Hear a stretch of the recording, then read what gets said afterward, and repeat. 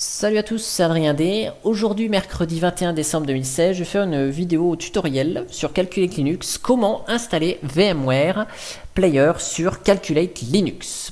Donc, première chose, ici, voilà, on va mettre la console comme il faut. Je vais en profiter pour grossir les caractères.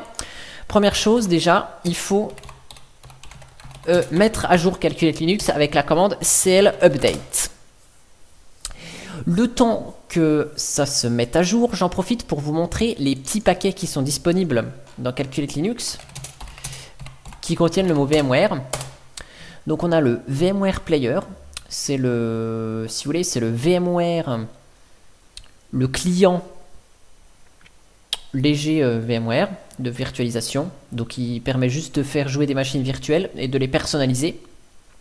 Et on a le VMware Workstation qui est le produit payant de VMware qui est beaucoup plus complet et qui permet entre autres la création de snapshots, de clones, etc. Alors que le VMware Player, c'est un lecteur VMware, enfin un émulateur VMware tout simple, donc un peu moins complet que VirtualBox, mais qui virtualise mieux certaines choses, notamment des périphériques exotiques ou pourquoi pas de la vidéo. Enfin, si on a besoin d'une puissance vidéo, VMware Player, enfin VMware, l'outil VMware sera quand même plus performant que VirtualBox.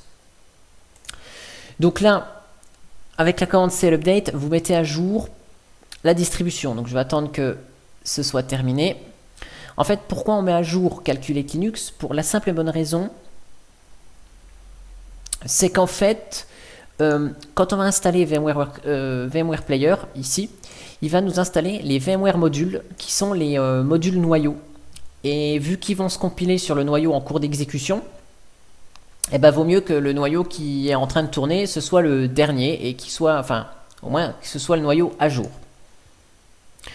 Donc, si jamais vous avez une mise à jour, après la mise à jour du système, vous avez eu une mise à jour du noyau, il faut redémarrer pour être sûr d'être sur le dernier et d'avoir démarré sur le dernier. Donc vous voyez ici, le VMware Player, il est en jaune, c'est-à-dire il est masqué, il y a une petite tilde devant. Donc pour le démasquer, il va falloir éditer le fichier etc portage package.keywords custom. Et dans ce fichier, en fait, on va ajouter le app emulation VMware Player. Donc voilà, vous ajoutez là, hop, cette ligne là, app emulation VMware Player, ce qui va permettre une fois, tiens d'ailleurs on pourrait faire un peu le ménage là-dedans, voilà, hop, hop, hop, hop ça. Voilà. En ajoutant cette ligne, vous voyez maintenant la petite tilde est entre parenthèses et l'autorisation est possible de VMware Player. Donc, normalement, il n'y a pas de mise à jour, mais c'est bien un peu longué là. Donc, une fois que c'est fait, on se connecte en route et on lance l'installation de VMware Player avec emerge-a. A comme ask, il va nous poser la question avant d'installer. Est-ce que vous voulez vraiment installer ça? Et il va nous dire quelle dépendance il va installer. Donc voilà, le système s'est mis à jour. Il n'y va rien à mettre à jour, mais je vous montre la procédure de mise à jour. Même si vous me suivez, vous voyez comment Calculate Linux se met à jour. Donc maintenant, en lançant l'installation du VM Player, il va nous installer donc VM Player plus ses dépendances. Abracadabra. Et la liste des paquets devrait s'afficher. Normalement.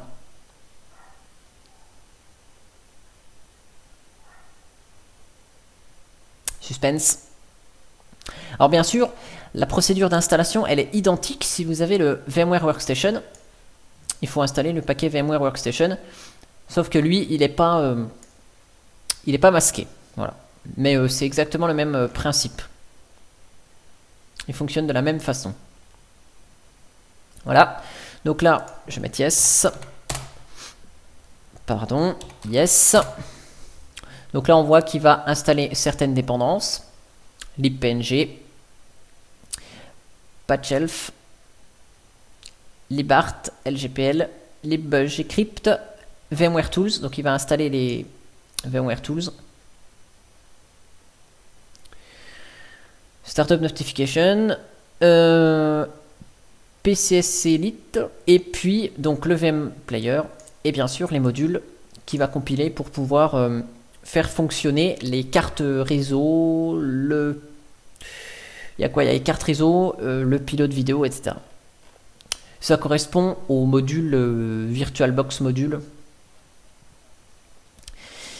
qu'il installe dans le cas de VirtualBox. Alors, vous inquiétez pas, sous la vidéo, je vous mettrai l'article. Alors, ce ne sera pas un article du blog, ce sera un article du wiki linuxtricks.fr qui remettra toutes les commandes que j'ai tapées ici, avec les explications, bien sûr.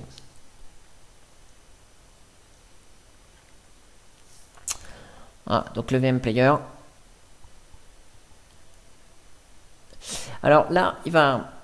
Par rapport à un logiciel classique ou même par rapport à VirtualBox, il va y avoir des petits trucs supplémentaires à faire avec VMware Player. Il va falloir le configurer. Et puis, il va falloir démarrer des services. Parce qu'en fait, les interfaces réseau de VMware sont incluses dans un service. Donc, si on veut utiliser VMware, il faudra démarrer les services. Je vais vous montrer que si on ne le fait pas, ça ne marche pas. Voilà. Donc VMware Player est installé. Maintenant, j'attends qu'il me rende la main. Voilà. Maintenant, donc soit on peut lire le petit blabla là, soit vous continuez à me regarder. Et donc, pour configurer VM Player, on va faire emerge-config VMware Player. Et là, ça va configurer donc le paquet VMware Player. Voilà. Donc ça, c'est important de le faire. Et une fois que c'est fait, donc là, je vais vous montrer VMware. Donc si j'ai gardé ma machine virtuelle, non. Non, j'ai plus de machine virtuelle. Alors c'est pas grave, je vais créer une machine virtuelle que je vais installer plus tard. Linux. Donc Linux. Voilà. Donc là, hop, tout dans le même disque. Voilà. Bon, une machine toute simple. Si je la démarre, boum, vous voyez, ici, on ne peut pas ouvrir dev vmmon. Aucun dossier de ce type. Vérifier que vmmon est chargé. Alors, au lieu de faire un mode probe, on pourrait faire un mode probe vmmon. Bon, c'est pourri. Donc en fait, il y a un service qui s'appelle etc initd init.d VMware. Et ce service, on le start. Et en démarrant ce service, vous voyez, il insère les modules vmmon, vnsoc, vnblock, vmnet. Et il démarre tous les services VMware puisque les interfaces réseau, on peut avoir un DHCP, tout ça. Donc il démarre mes interfaces VMnet 0, 1, 8. Il y en a une, c'est le mode pont. L'autre, c'est le mode interne avec DHCP. Et l'autre, c'est le mode NAT. Et on a même le host only, donc hôte uniquement. Donc il nous démarre tout ça. Et là, je vous montre que VMware, ça va marcher du premier coup. Bon, là, il n'y a rien dans la machine virtuelle, mais vous voyez, ça démarre. Donc Power Off and Quit, voilà, je quitte la machine. Donc si on veut bien sûr démarrer ce service là automatiquement au démarrage, rc update add VMware default, hein, donc au run level default, et comme ça le service va se lancer automatiquement. Voilà. Et donc petite subtilité ici, VMware, un petit plus que je vais vous montrer. C'est que là, si vous démarrez, on a la machine virtuelle en mode BIOS. Et donc, si vous voulez la machine virtuelle en UEFI, il va falloir éditer. Donc, il va falloir éditer le fichier VMX, là, qui est à la racine du dossier en question, donc Linux VMX.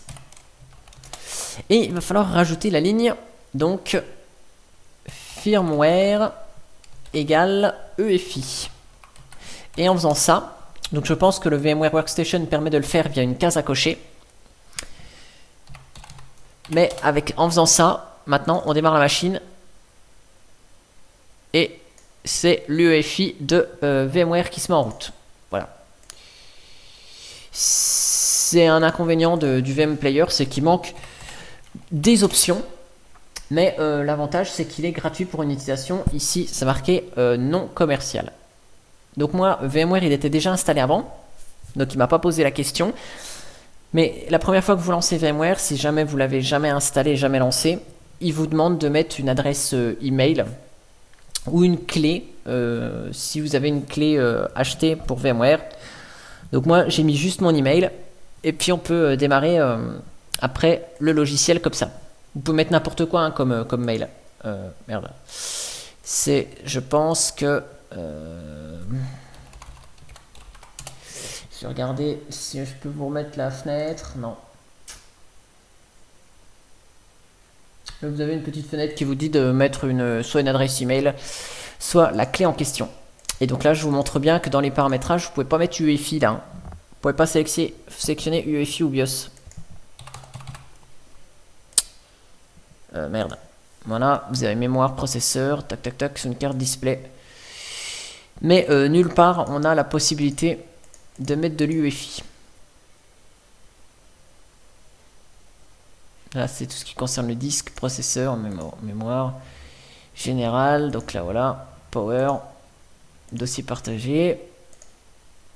Voilà, on a tout sauf l'UEFI. Donc c'est pour ça qu'il faut modifier le petit fichier. Voilà, cette vidéo est terminée, j'espère qu'elle vous a plu, je vais rédiger de ce pas l'article le temps que la vidéo se téléverse sur YouTube. J'espère que cette vidéo vous aura plu et qu'elle est quand même largement plus sympa que celle que j'ai mis en ligne en début de soirée mais que j'ai supprimée, où j'avais fait la vidéo en français et en anglais. C'était pas tip top, je me suis réécouté après l'avoir mise en ligne et c'est vrai que c'était un peu moche. Donc je la fais en français uniquement.